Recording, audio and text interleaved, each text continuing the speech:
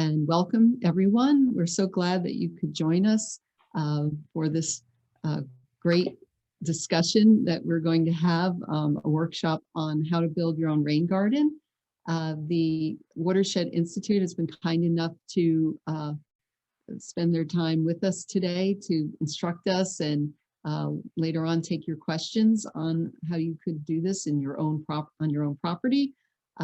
We have had a wonderful relationship and partnership with the Watershed for many years. They've helped us with our sustainability plan. They've helped us with our municipal assessment. They've done wonderful things for our township and many other townships in the watershed. We had Kory, who's going to speak today, one other time come out for an in-person rain garden talk. And we've had some of the watershed ambassadors also present on how to construct rain barrels. And I'm looking forward to doing that again as well in another year. Even last year during COVID remotely, so that people at home were able to build their own rain barrel at home with online instruction, which was pretty creative, I think, and a safe way to do it during the pandemic. So today's presentation is also brought to you by several groups in town. We have the support of our Environmental Commission and Sustainable Montgomery, the Open Space Committee of Montgomery, the Stormwater Pollution Prevention Team, and Montgomery Friends of Open Space. And they all enthusiastically support this kind of outreach and education in the area of stormwater management. Rain gardens are great for reducing non-point source pollution and for flood control, and of course for beautification of your property. So I want to introduce Kory. She is an expert. She's a stormwater specialist with the Watershed, and she has her master's degree in landscape architecture. And even previous to her many years with the Watershed, she worked as a conservation district manager in Fairfax County, Virginia, doing stormwater evaluations. So we're so fortunate to have her expertise today. And thank you also to Olivia Spildorine, who will speak a little at the end also about the River Friendly program. And thank you so much for Pri Oliveira, who has set up all of our Zoom credentials for today and managed that wonderfully. And also Sophie Glovier from the Watershed, who's helped and supported and is on the call. So with that, sorry if that was too long an introduction, but Kory, you take it from here. Thank you again. That was perfect. Thank you, Tammy, and thank you all for coming. Like Tammy said, my name is Kory, and so I'll be presenting everything about rain gardens. And then at the end of the presentation, I'm just going to switch it over to Olivia, who is our new river friendly coordinator. So she's been with us for a month and a half, 2 months. Okay, good. And so she's going to talk to you for just a few moments, and then that'll be the end of our presentation. But if you have any questions as we're going along, please feel free to ask in the chat box, so that Olivia is going to be answering questions as we go along.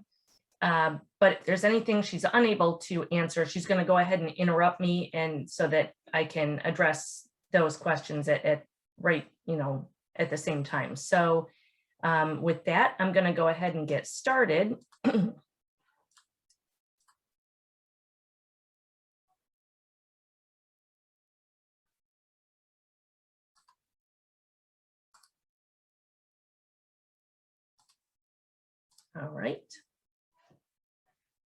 All right. Well, I just want to give you a brief overview in case you don't know much about the Watershed. Our mission is keeping water clean, safe, and healthy. It is the heart of our mission, and we work to protect and restore our water and natural environment in central New Jersey through conservation, advocacy, science, and education.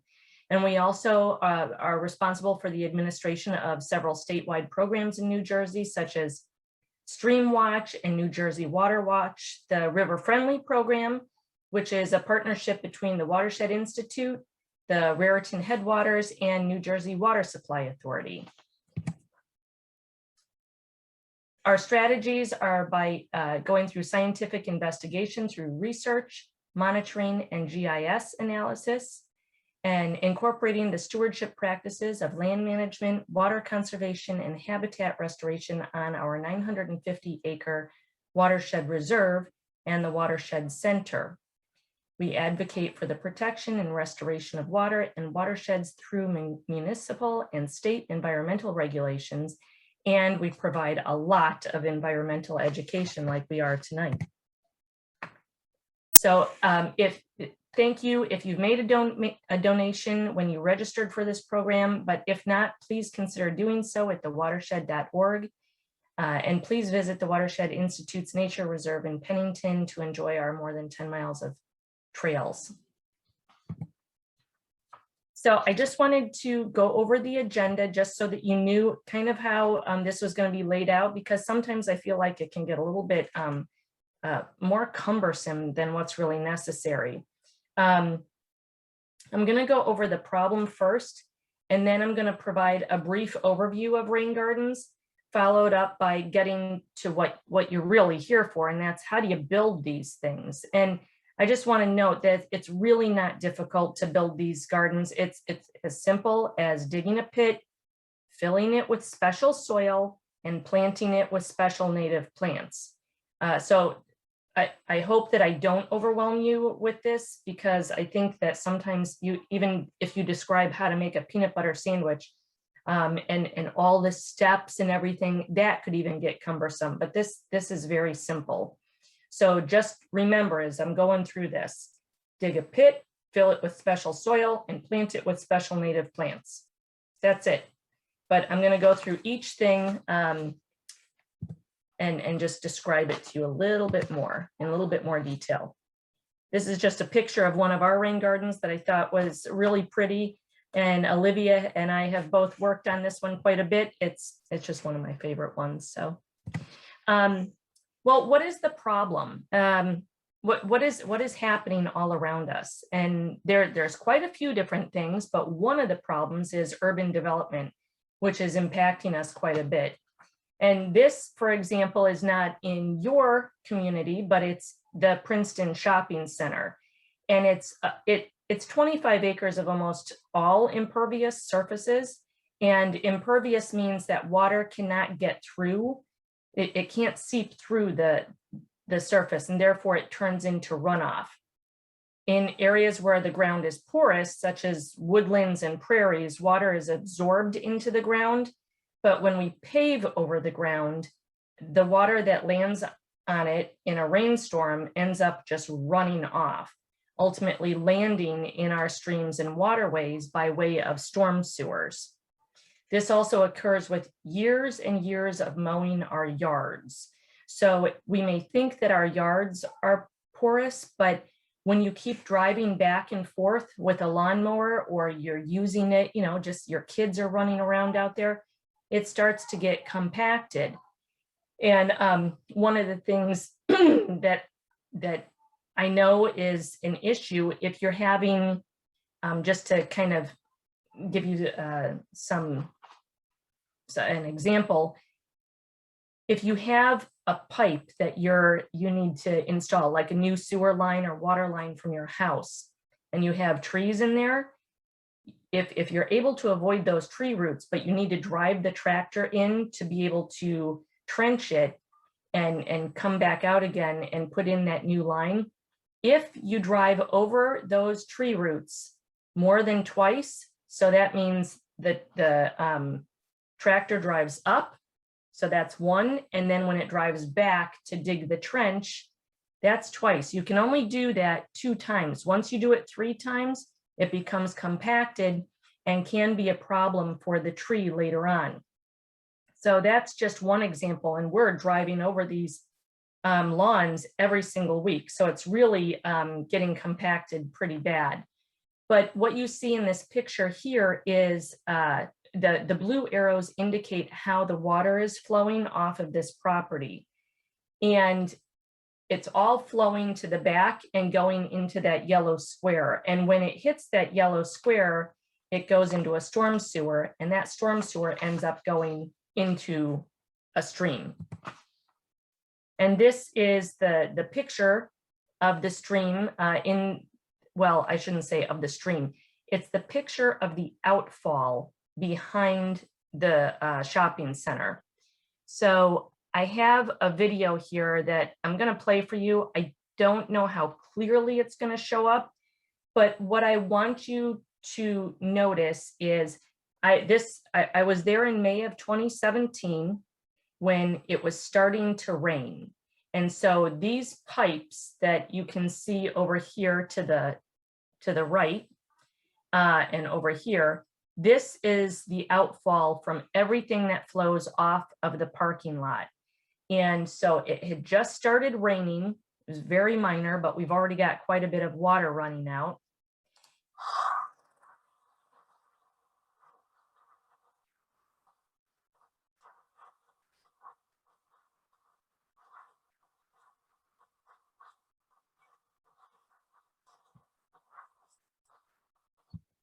And then 40 minutes later, just 40 minutes later, this is the same area. So you can see that the pipes are more submerged.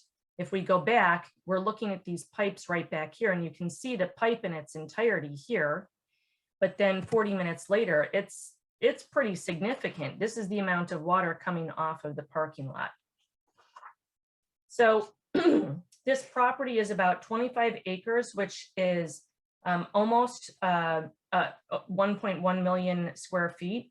And if you multiply that impervious surface, that number, by 0.6, that gives you a pretty, it's a rough estimate, but it's pretty close to how many gallons of water are produced from this property alone in a 1-inch rainstorm. And that number is 653,000. So just in a 1-inch rainstorm, we've got quite a bit of water coming off of this property. So this is an image of, well, 3 images of what's taking place not too very far from that particular shopping center. When water leaves our property, it ends up heading downstream, often causing significant damage due to volume, temperature, because remember, in the summer, when it rains, it's hitting that hot asphalt and then flowing right into the stream, or in the winter, it's hitting salty or sandy surfaces and going right into the stream. And it's polluting the water. So this slide shows what excessive volumes of water can do to a stream bank. And like I said, it's only a 1/4 mile away from the Princeton Shopping Center. And there's a significant change that has taken place between 2011 and 2018. The landscaping practices seem to be the same, which I will strongly urge you, if you have a stream or some kind of waterway in your backyard, please do not mow right up to the edge of the stream bank. You really need to have a riparian buffer, which means, some shrubs, some grasses, trees going alongside that stream bank, so those roots can hold it in, hold it all together. But something else has changed upstream, because in 2011, which I took this image from Google Earth, it doesn't seem to be, I mean, it's eroded, but it doesn't seem to be too terribly bad. Then I was there in May of 2017, and it was eroded quite a bit. But then in December of 2018, my car is circled in red there, and it was actually parked in the same place that the flatbed truck was in 2017. And there is significant erosion that has taken place in between May of 17 and December of 18. And you can even see here that there's a pipe that is exposed now in the stream, which this pipe is dormant, it's not being used anymore. But if there are sanitary sewer lines that are going underneath our streams, and those streams are starting to get deeper due to erosion, that could be a big problem, because if something big comes down the stream and hits that and cracks it, you have quite a big mess to clean up. So this is just some of the things that are taking place. Now, for years, we've used conventional solutions, and such as detention basins with low flow concrete channels. Those are the channels that you see, just they're like, it depends. Some of them can be quite wide, but typically they're only a couple feet wide and they run straight through the detention basins. The problem with these is that they don't absorb water, they don't clean water, and they cannot handle large volumes very effectively. In fact, detention basins with a low flow channel were designed to hold water for 1.5 minutes before it's shot through to the other side and exits.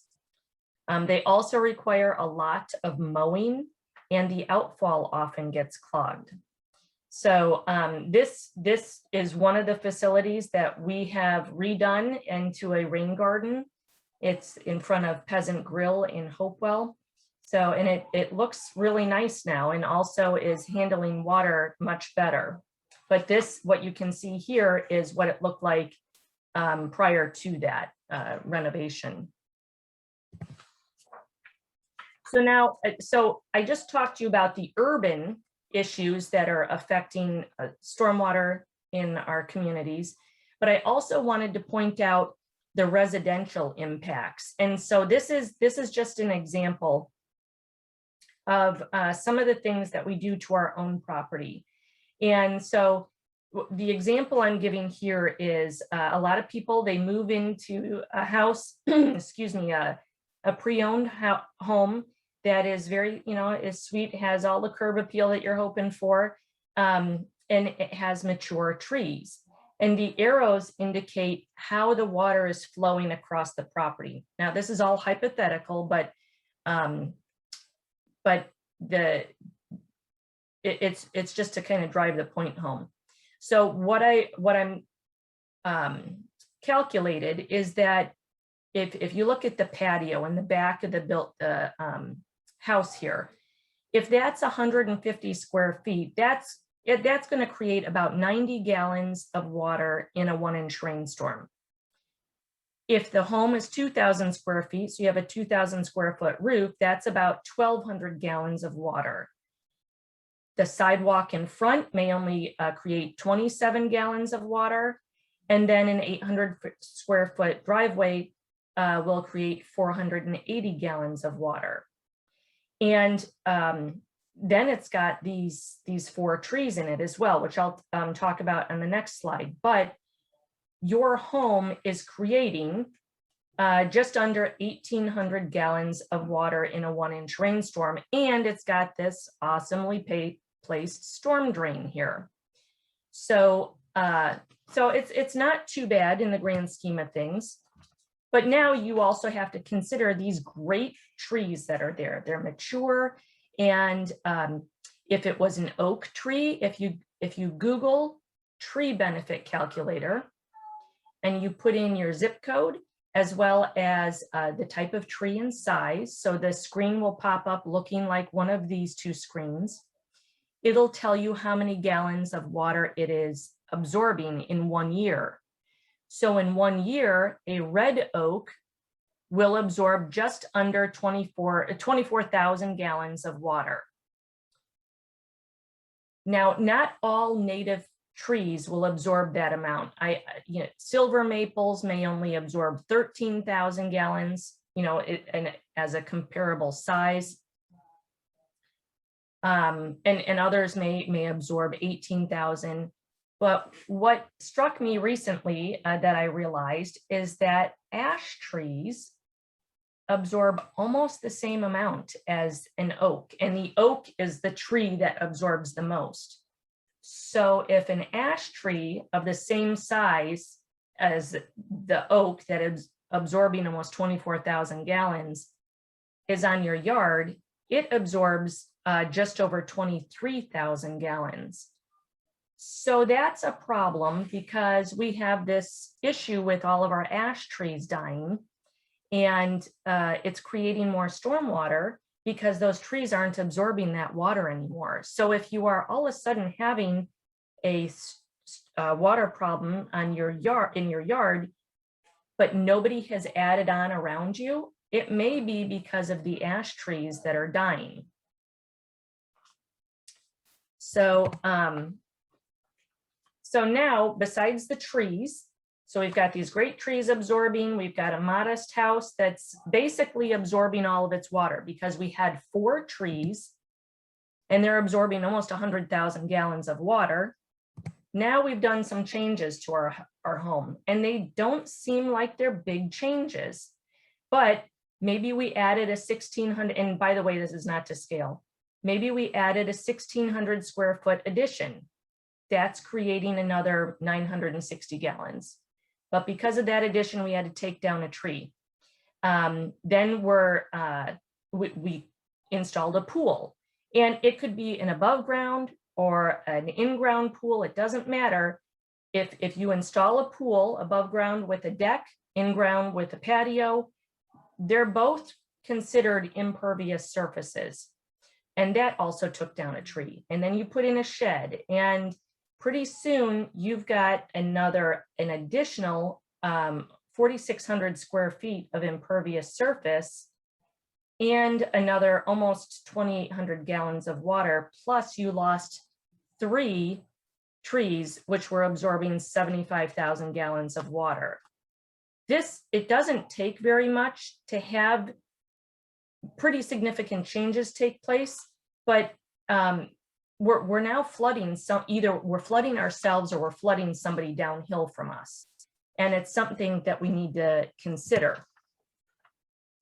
So, and just to point out too, with our homes, if we have, let's say, a 2,800 square foot roof in a 1-inch rainstorm, you're going to need over 30 rain barrels, 30 55-gallon rain barrels to be able to capture all of that water. So you may want to consider what they call a treatment train, maybe some rain barrels, rain garden. Think there's a couple of other things that could be done too, but it doesn't have to be all one thing. So there's some other options out there. Most of our downspouts do not convey water to the appropriate place. Often we are flooding ourselves. When I go to meet with homeowners, they're always pointing the finger at the neighbors, which is possible, but a lot of times it's themselves flooding themselves.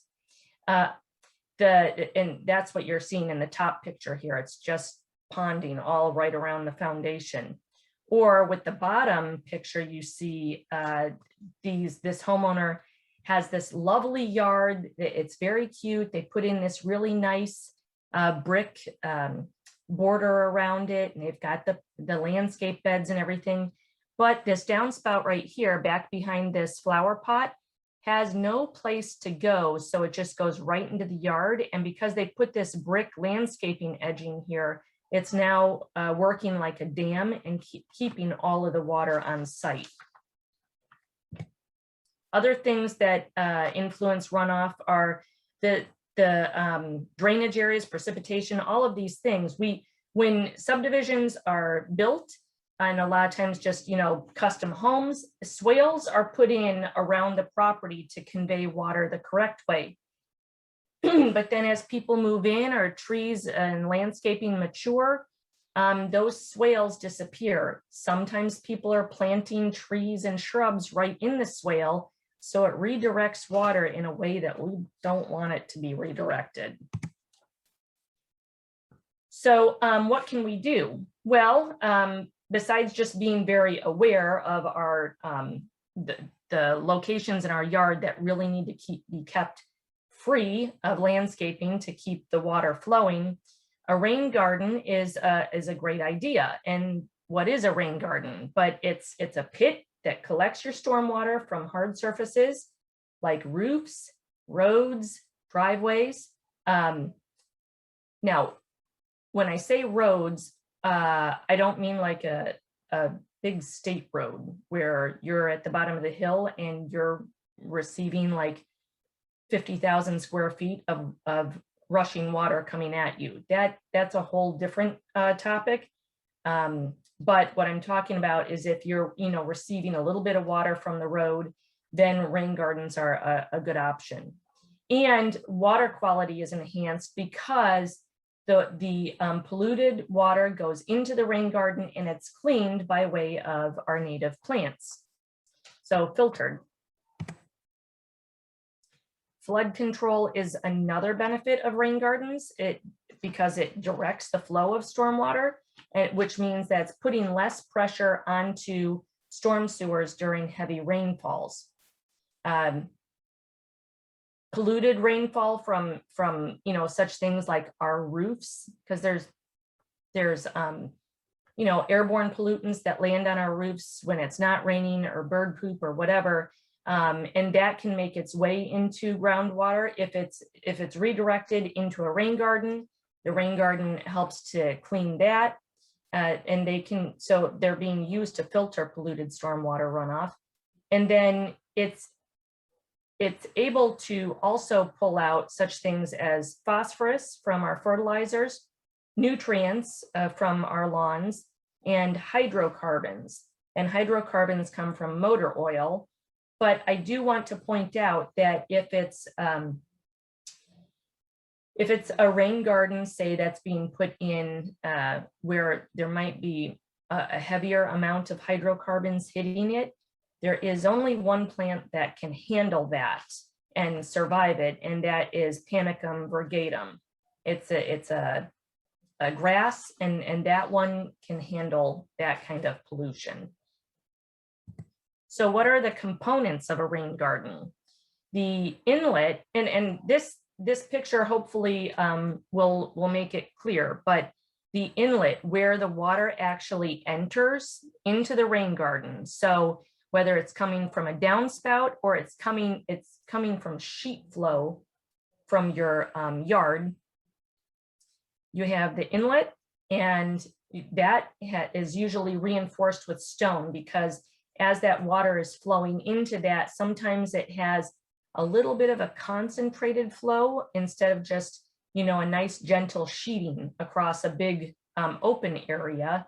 It's concentrated. So a larger amount of water is hitting the same area and can cause erosion. So you have the inlet with stone, and then working from the bottom of the rain garden up, you have your bowl that you've dug out. Then you have your soils that you put in there, and sometimes you need sand in there. It depends. If drainage is an issue, then it might be helpful to put sand in. So you would have the bowl, the sand, the amended rain garden soil, and then your mulch, and then your ponding area. Now the ponding area is this area right here, where water is allowed to be captured. So it's an open area between the mulch and the top of the bowl. And this is where water is allowed to pool, and where it's captured, and then it's able to sit there and get absorbed into the ground. Or if we had with clay soils, which I think probably everybody has, the plants do a great job of evapotranspiring the water and absorbing it and releasing it into the air. So the ponding area is important. Now I'm going to go into how we do this, and I am hoping that my instructions do not look like this for you. Keep in mind, dig a pit, fill it with compost or with rain garden soil and plants. So hopefully it doesn't look like this, unless you like to have your notes look this way. It is super easy. So what we're going to do is, the first thing we're going to do is we're going to find our water source. Where is the water coming from? Is it coming from the downspout, the driveway, our sidewalks? And then we're going to determine the size of our rain garden. We're going to dig a pit. We're going to fill it with the special soil. We're going to plant it with the special native plants. And we do need to water it for the first year to get those plants established, first growing season, I should say. And then weed it periodically and observe it during rainstorms to make sure that nothing sneaky is going on. Water can be a sneaky thing, and sometimes it goes in a path that you weren't expecting. And if that's the case, you just need to tweak your design a little bit. So it is pretty easy, except for this part, which is my most unfavorite part. And if you can hire somebody to dig the pit, I would highly recommend it. So these are the steps to install a rain garden. We're going to plan for it, we install it, and then we're going to maintain it. So first, many people don't do this, but it's super important. We need to understand the source of our stormwater. Where is it coming from? So go outside during a rainstorm and take note of what you're seeing. Where is it coming from? Might be a surprise. If you can't quite see it, sometimes just throwing in like a little blade of grass, throwing it into the water to watch the current to see where it's going will help you to try and figure out where it's coming from. Then you want to follow the water.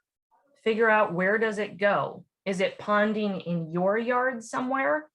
Is it flooding your neighbor? This is a common issue. I've said this a couple times, but you may be flooding yourself. And I just want to note here, I think this is a pretty significant amount of water. This is outside on my street. It doesn't look like a lot, but it's not raining anymore. And this is the sump pump from a house that's just 2 doors down. This is coming from their house, and this is what's pumping down the street. So there's clearly a problem in that yard. So next, in our planning, we want to continue to investigate, where is this water coming from? The top picture shows a home that's flooding their downhill neighbor. Clearly, they're not getting flooded. You can tell we're on a slope, and the downspouts are circled, and then the blue arrows show where the water is flowing to. And the reason you can tell that the water flows like this is because you can see a little bit of erosion that's taking place here. There's some bare spots here. And this is a house that I had visited in Virginia, and you could see that this was one of the way that it was flowing. This is another house that I visited in Virginia, and this one on the bottom had all of their downspouts buried and outfalling away from the house, but the outfall sent it out to the driveway, and the garage was underneath the house. So all the water then flowed down the driveway, around the corner, and straight into the garage. So they needed to redirect their downspouts differently. Now, these are the 2 construction guides that you can use for building your rain gardens. And I literally am following these basically step by step, not word for word, but step by step. So they both say just about the same exact thing. One is from Rutgers, one is from the Native Plant Society of New Jersey, but the one on the left, I tend to gravitate towards more because I just like how it's laid out. It seems like it's a little bit easier for me to understand, but I would suggest Tammy, I believe, is going to send out a guide, one of these guides to you in a follow-up email. But the other thing you can do is Google Rain Garden Manuals of New Jersey Rutgers or Rain Garden Manual of New Jersey Native Plant, and these will pop up. So now it's time to sketch your yard. You have now figured out where the water is coming from, and now you want to put in a rain garden. And note, this is not to scale, it's purely for educational purposes. But you're going to calculate the square footage of the drainage area, which is from your roof, from your sidewalk, from your driveway, depending on where you need to capture the water. So you may not have like a massive problem like this. You may only want to capture water from half of your home, the roof to your home, or maybe just from your patio or something like that. But this is what you want to do, is to focus in on where the issues are. And then try and figure out where would be the best place to install your rain garden based on your water sources. You want to take note of the inlet. So where is the water going to come from? Where is it going to enter your rain garden? So you can see I put these little dots right here indicating this is your stone reinforcing for where water is going to enter the facility. And this is the overflow protection. So when this rain garden fills up, because it will, we'll get a big rainstorm, and you want to make sure that the overflow is reinforced with stone as well. You also want to make sure that it is pointed in a way that's not going to create damage to your property or to neighbors' properties. And that, I think that's it for this particular slide. And then next, you're going to want to do a percolation or a perk test to check the drainage in a potential rain garden site. So what you'll do, and this is in the manual, you dig a hole like you see here on the far left. Then you fill the hole with water and you let it drain down, then you fill it again. Now, what it should do is it should drain about an inch every 4 hours. So that the hole is going to be about 12 inches deep, and then it should be able to drain down at that rate every 4 hours, 1 inch. Sometimes that doesn't happen. And if it doesn't happen, you may want to think about maybe either not installing a rain garden, or if you like the rain garden, there are some other options out there. Now, the only time that I would say definitely reconsider putting a rain garden in here is if it's holding water and it is not draining at all. I met with an architect a couple years ago, and she said, "Can you come over here and look at this pit that I dug?" And I went over there and looked, and it was full of water. And I said, "Well, how long has it been like that?" And she said, 3 days. And I said, "How deep is it?" She said 6 feet, and it was completely full. So clearly they had used a backhoe to dig it. Clearly the water table there was extremely high. So if you have a high water table, there are some other options out there, which would be a vegetated filter. But for rain gardens, you can still consider putting in a rain garden, and I'll talk about that next. So this table is in the manual, and it's a quick reference for a drainage area to the soil type. So if you have clay soil, which everybody does, look at that, that column there that's circled on the left. You need to create a ponding depth of no more than 3 inches. So I drew this diagram down below, and then I realized it was horrible just a few minutes ago. Because the ponding depth wasn't clearly indicated. So then I tried to put in these little brown blocks indicating rain garden soil. So if you have clay soil, you're going to want to follow the top image. If you have sandy soil, you would follow the bottom image. So what does this mean? So in clay soils, you don't want to have that ponding depth. And remember that ponding depth is where the bowl is, where the water is collected and held for no more than 48 hours. With clay soils, it doesn't drain that quickly. So you just want a minor ponding depth, because then what's going to happen is the plants are going to do the work of capturing that water and going through the evapotranspire process. If you have sandy soils, you can have a deeper ponding depth of 8 inches.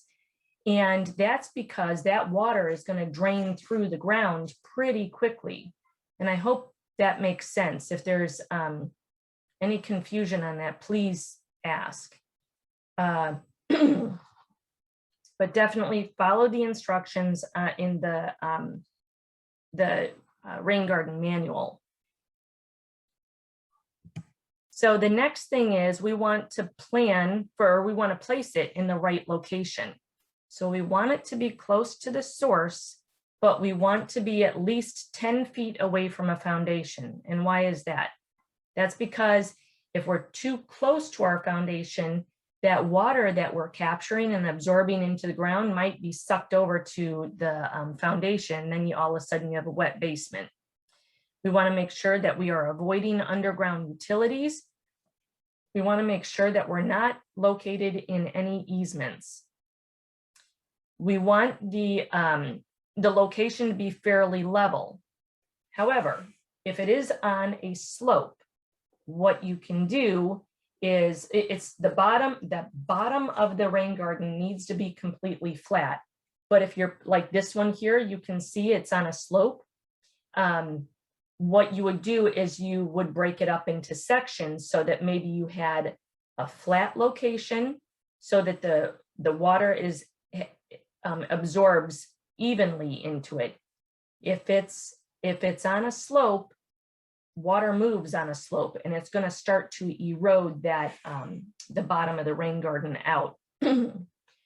So you would put in a sort of retaining wall or a berm, and then from there it would overflow into another location. So this one should have a weir put in probably halfway with this part flat, the weir. The water would be captured here. Once it overflows, then it would overflow into the next flat location. And then it has time to absorb into that. Then you want to be away from your drip line. The drip line is the edge of the branches of your trees. If you dig into the drip line, you can cause some damage to your trees or even kill them. So we want to stay away from the drip line. You want to stay away from septic systems, and you do not want to place them where you typically have standing water, because that location already holds water and it may not be the best location. So this is also in the manual. So to size the rain garden, the impervious surface area determines the surface area of our rain garden based on New Jersey's water quality design storm. And the water quality design storm is 1.25 inches. And that is being received over 2 hours. And this is also, this calculation down here at the bottom is based on a 9-inch deep depression with clay soils. So the example is you have 500 square feet of roof line that is draining into this rain garden. And the water quality design storm is 1.25, which comes out to 0.1 feet. So you multiply 500 by 0.1 and divide that by 0.25, because that is our coefficient that we're looking at here for clay soils. And I'm using clay soils because that's my assumption that everybody has. So divided by 0.25, and that tells you how many square feet your rain garden should be. So again, remember, this is clay soils, so we want shallow ponding depth, 3 inches. So 500 square feet is draining into a 200 square foot rain garden with a 3-inch ponding depth.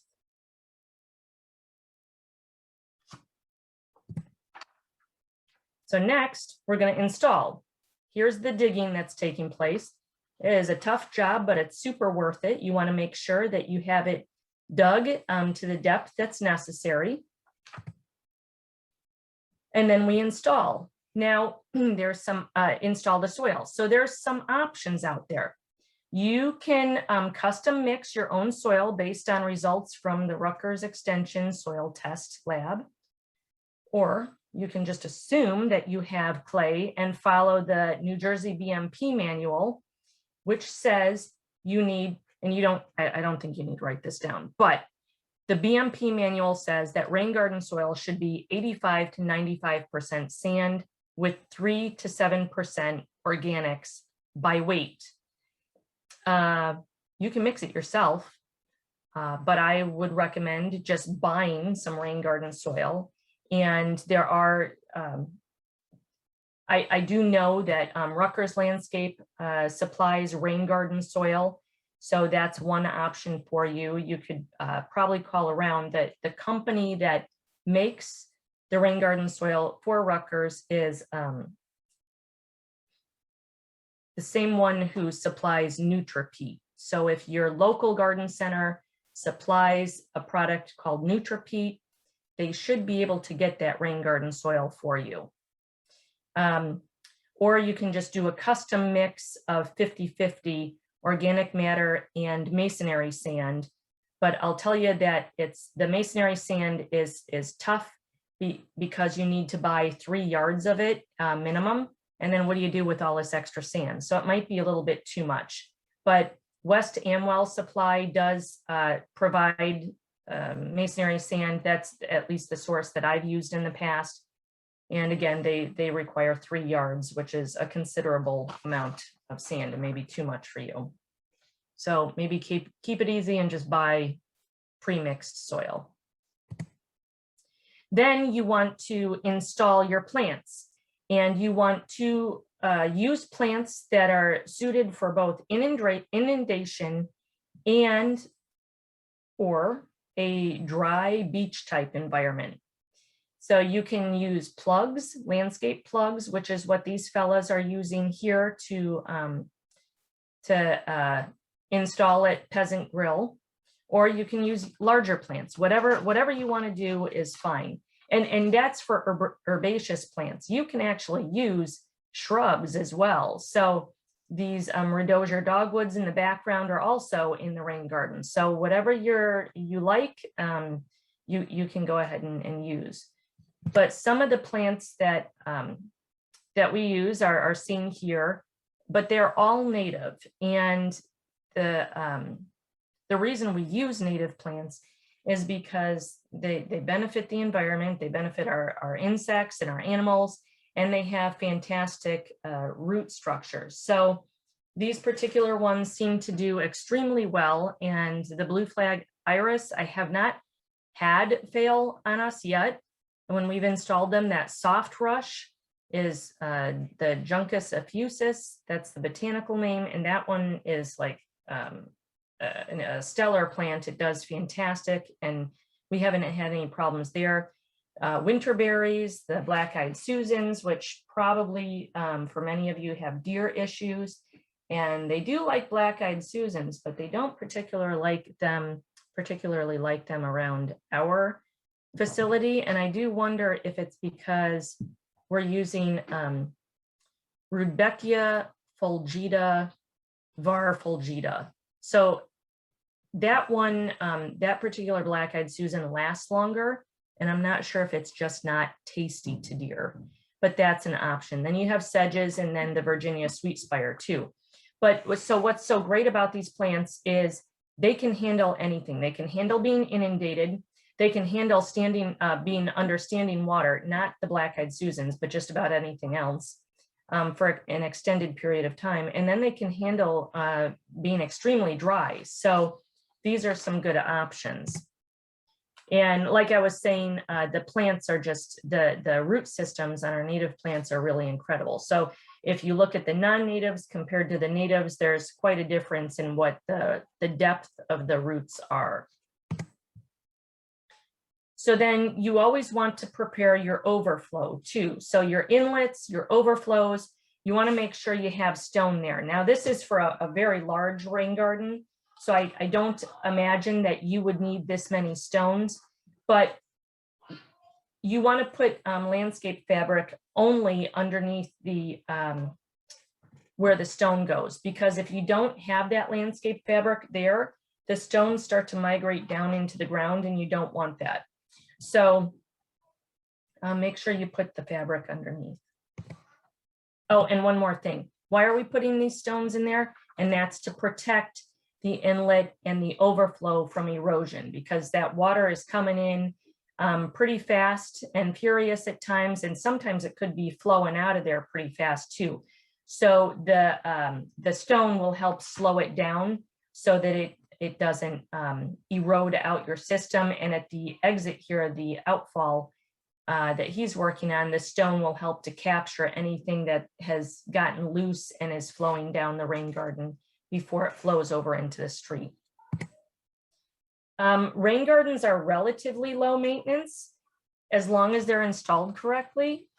So making sure that you have the right soils in there and everything, and that it's deep enough and you have the right plants in there. And oh, let me point out too, for the plants, I highly recommend spending the extra money up front and planting it very densely. So I'm talking, if you get a gallon-sized container, you have them on 1-foot centers.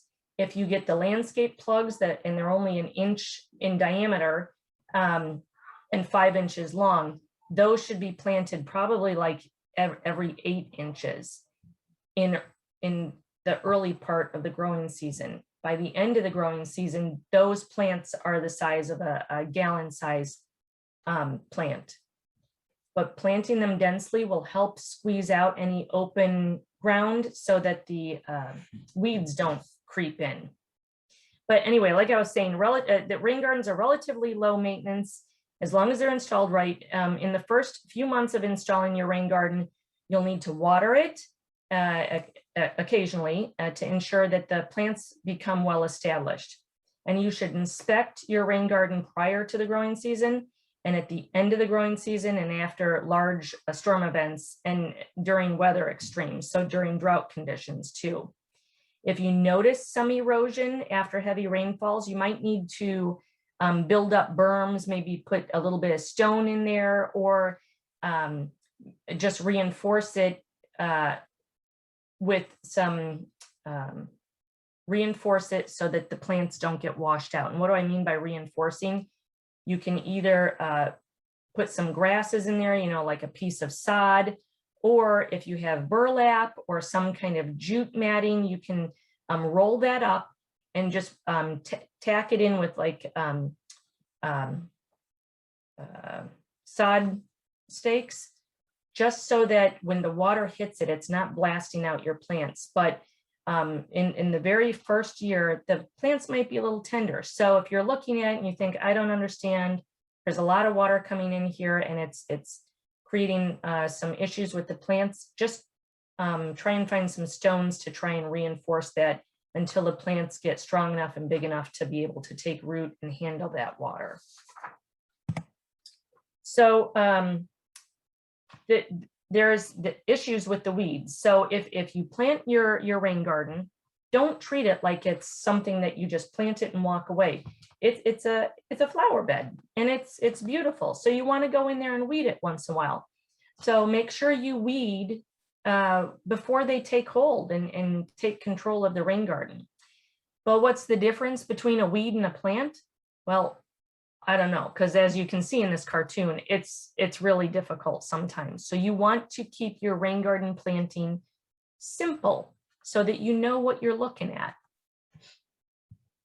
So I recommend, especially for municipal facilities, no more than 3 plants, because when you've got your Department of Public Works weeding, they're not real thrilled with it. They've got other things they need to do too. So by keeping 1 to 3 different varieties of plants in there, it's easy for them to identify weeds. And that might be something that's helpful for you too. Native grasses and sedges are great to use in rain gardens. They can slow the flow of water into the garden, which helps prevent that erosion, and their deep root systems help recharge groundwater. Leaving these plants tall in the winter months provides interest in the garden. It also benefits native insects and animals. So what I suggest is mowing the grasses only once a year, and that would be in the spring before everything starts to green up.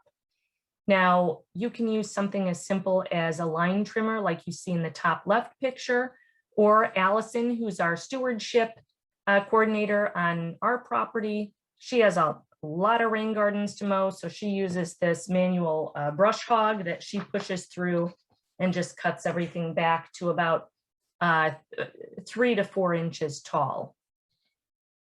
And again, that you cut that back before everything starts to green up in the spring. Some other things that you can do, this is in the fall, is you can collect your seeds from your rain garden and replant them so that you have continual regeneration of plants that are doing really well in your facility. And frequently asked questions are, will my rain garden cause a mosquito problem? Will my rain garden cause flooding? What about deer? You're not going to have a mosquito problem unless it's holding water. It shouldn't hold water for longer than, I prefer 48 hours. I think it goes to 72, but mosquitoes, they have a 10-day life cycle. So if it's draining before 10 days, you're in good shape. But if it's holding water still for 10 days, you're going to want to put more rain garden soil in it and raise it up a little bit, because maybe that ponding depth is just too deep for the soils that you have. The rain garden is not going to cause flooding as long as you have it situated correctly. So that means 10 feet away from your foundation or your neighbor's foundation, and the overflow is directed away from any property that it can damage. And what about deer? Don't plant native plants that deer like. So the plants that I showed you, they typically don't like, but they'll basically eat anything. And what's so great about planting native plants is that they can handle that deer browse. And so they might munch it this year, but they may not next year. So look to see which plants are not necessarily delectable to deer and go with those. But those manuals that I pointed out to you, they do have rain garden plants listed in them. And how do I slow down the speed of water as it enters the rain garden? Those stones. Put those stones, the reinforcing at the inlet and outfall, to slow down the water. And then how much does a typical rain garden cost? And that I will cover in 2 slides, so I'll tell you that. So these are just some of the ways to try and slow down water as it comes into the rain garden. And like I said, installing river rock is the most successful way. And then making sure that you just have that weed barrier underneath to keep the rocks from migrating down. And how much does a typical rain garden cost? Well, this is in the manual as well. And there's some things in here that it's a couple years old now, and there's some things that you don't need, like fertilizer. You should not need fertilizer because you're using native plants. You may not want white mark out paint. You could, just figure it out by eyeballing it.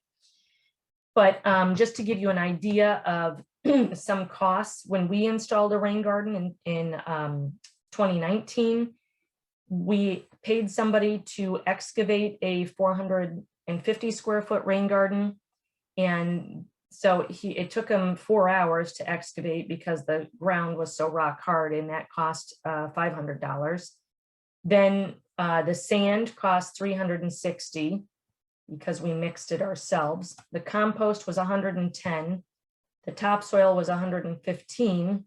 The river stone was $270. And then we had the plants that we installed we installed 500 plants, and that was $730. So the total was about $2,100 for 450 square feet. So, but that, you don't need to do that. I mean, the excavation was really what was the most expensive. And then, like I said, that sand, compost, and topsoil, all of that mixed together, that was like $3, $4, $5, that was like $600. Just go buy it. It's $42 a yard, and you'll need 2 or 3 yards. So it's a lot cheaper. And then the river stone, you may not need, you could probably find some around your yard.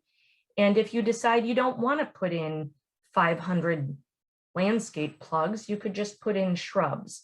And instead of spending $700 in plugs, maybe you go and buy 3 shrubs that are $50 each. So it doesn't have to cost $2,100. It might just cost $500 or less. So the bottom line here is that rain gardens, they're flower beds that do more than just look pretty. They're actually doing a job. They're capturing your stormwater, and they're not only capturing your stormwater, but they're feeding our insects and native animals, and they're also keeping our waterways clean. So these are just some helpful sites that you can go to do a little bit of rain garden research. And I'll provide these slides to you too, so that this can go out to you with the rain garden manual. But with that, I'm going to go ahead and hand it over to Olivia. And Olivia, as you're going along, I can just drive and click the slides for you. Great, thanks, Kory. I think we just had one question that I was just waiting to the end of your presentation. Okay. Most of the other ones you answered, and I saw one of the links I sent was one that you had included there, so that's great. Okay. But one person asked, what are some good, quick-growing, absorbent trees to plant to replace ash trees if they are dying on your property? So, oh yeah, how old would that tree be, and what kind that you would want to plant? Okay, so that's a really good question. And some of the trees that, you may want to replace with more than one tree. So I don't think that we really think about residential reforestation, and it is important to think about that, because what if that massive, beautiful tree you have all of a sudden gets diseased and in 2 years dies? So maybe consider a couple of different trees, but some that grow pretty quickly are the red buds. Those are an understory tree, so they get like 25 to 30 feet tall. Then willow oaks it's an oak tree, and it's a hardwood, but it grows fast. So like a willow tree.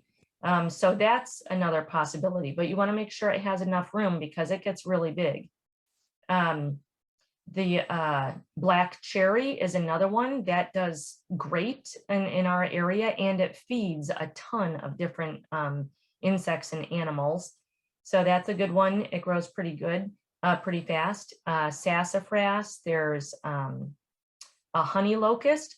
That one is a great plant. There's the straight native version has thorns on it. I mean, it's not down on the trunk, but it's up higher in the branches, which really is insignificant because you're not up in the branches. But if you want it without thorns, there is a cultivar out there that has it without thorns, and those have small leaves just like the willow oak does. So when the leaves fall in the fall, they just blow away. So they're not, there's not much leaf cleanup. But I do want to just point out, don't throw away your leaves. Don't collect them, put them in bags and throw them away. They're so valuable. They're fantastic compost. So mulch them up into your yard with the lawnmower, or collect them and put, after you've mowed over them, see if you can collect them up and then put them in your flower beds, because they make those flowers grow fantastically. But those are a couple of trees that might work out really well for you. And I don't know if Tammy is able to answer this, but is available. But I don't know if Montgomery Township, do you have an arborist on staff? Yes, we do. His name is Rich Bartolone, and we also have our shade tree committee who are Okay. very knowledgeable. Larry Koplick is the volunteer chairman of that. Okay, so they might be two great people to reach out to for suggestions on trees to install that they know are just like fantastic trees for your area. Yes, yeah. I know fortunately they didn't plant a lot of ash trees as shade tree trees. There's a neighborhood near me, unfortunately, where they did. But mostly they avoided it. Now they are completely, so. Yeah, Okay, good. yeah. And I don't know if I answered that, Olivia, was there anything else? Yeah, that was a great answer. Okay. The other questions I think you answered through your presentation. That was very thorough and detailed and great, and I enjoyed the cartoons. Thank you. So yeah, the river friendly program, to switch gears a little bit. I'm the river friendly coordinator at the Watershed Institute. So my full-time job is to manage this program for the watershed. And it's a certification program that recognizes individuals as well as organizations for their quality environmental stewardship, education, and outreach, as well as providing support or resources for them to continue pursuing sustainable actions. And there are 5 programs, as you can see on this slide. There's residential, schools, businesses, golf courses, and then a new program called Community Partners for people who don't, or groups that don't fit within these other 4 categories.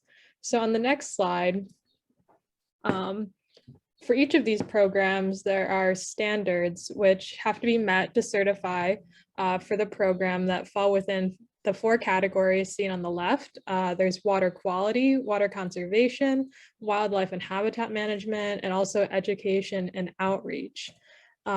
So these are what all the river-friendly programs focus on, but in different ways, either in more detail or more specific to the group. Like a golf course will be different than a school. So on the next slide, specifically for the river-friendly resident program that anyone could go on and do if you would like, I can put the link in the chat after we're done, or I can have someone send it out to you in case you're interested. The requirement for this is for you to answer this survey, which this is a paper version, but online it's a Google form, and you have to score 22 points or higher on the survey. And they cover all aspects of those 4 categories that I just mentioned as it relates to homeowners. So I've highlighted a few here, such as water quality protection. There are actions like picking up after your dog to reduce the bacteria that can enter the stream or rivers during stormwater runoff. There's some lawn care and water quality conservation actions, such as not using pesticides or fertilizers if you can on lawns, as they can wash into the water bodies and cause excess nutrients like phosphorus, as Kory mentioned, and also reducing the amount of water you use on your lawn by either not watering it or watering in the morning to reduce evaporation and maximize infiltration. And then in the category about wildlife habitat enhancement for residents, you can get points by choosing to plant native plants over non-natives or invasives, because it also provides food and homes for local wildlife, or installing bat houses or bird boxes to encourage those important creatures to live near you. And finally, there's a section about education and outreach, because it's really important. It's a really important component of our program because it encourages you to talk to your neighbors, your friends, your family about these issues. And we don't expect you to be able to check off every one of these boxes on the survey. It's totally okay if you only get to the threshold, or even if you don't, because we can work with you, or you can see what you can continue to work on in areas of sustainability. And if you get certified, to the right here, you can see this really cool yard sign that you'll get sent. to recognize your environmental actions. And it can also be a really great conversation starter with your neighbors, friends, or family. So that was my elevator pitch for the River Friendly program, if anyone's interested. I think my contact information as well as Kory's is at the end of this presentation. So thank you. Thank you, Olivia. That was fantastic. So I'll leave this up for a moment. I don't know if there's any other questions. While we're waiting, I just want to thank you both so much for your time tonight, Kory and Olivia, and for this excellent information.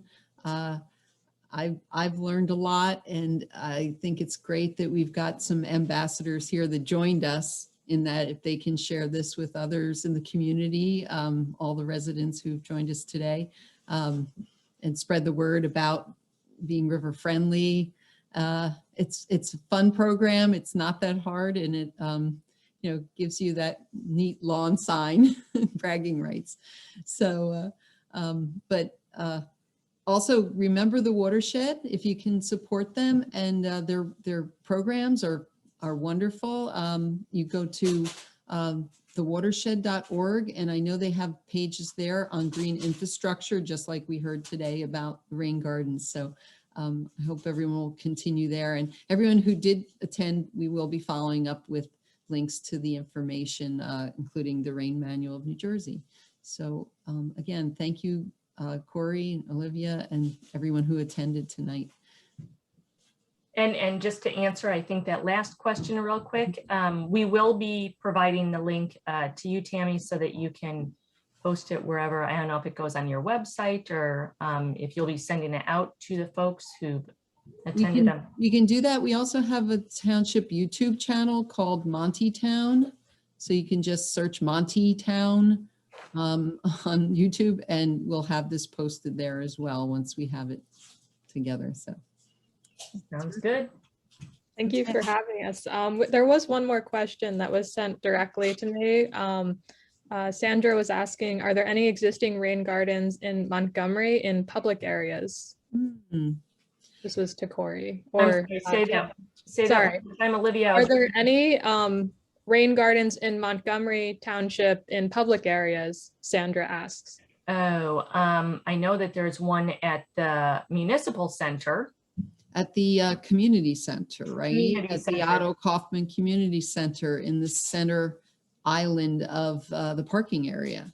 Yeah, it's built, and it seems to be working really well. Yeah, and just to point out, because that one is not necessarily beautiful, but from the last time I saw it, but it was snowing. So I don't know what it looks like at this point, but they don't have to be beautiful and they can still function. So that's another point, that sometimes we have weeds growing in there and it's just like, ugh, but they're functioning, they're doing what they're supposed to do. So, I don't. Our new municipal center, they're planning a rain garden for as well. Okay, good. And there are quite a few along Broad Street in Hopewell, but otherwise that's probably the nearest place that I can point out, with Peasant Grill and the Borough Building, First Constitution, Brick Farm Market, and then we're installing quite a few more in the same location at PNC Bank, the Village Square. This September, I believe it's supposed to go in. So those might be nice to go look at. And they have fantastic signs outside too, each location describing what's going on. So you might want to just do a little walking tour, go over to Peasant Grill or Brick Farm Market, get yourself a drink and a scone, walk around and read those signs. Great, I certainly plan to do so. All right. Well, okay. There's no more questions. Again, thank you, everyone. Thank you, Tammy. Thank you. Appreciate everything. Bye now.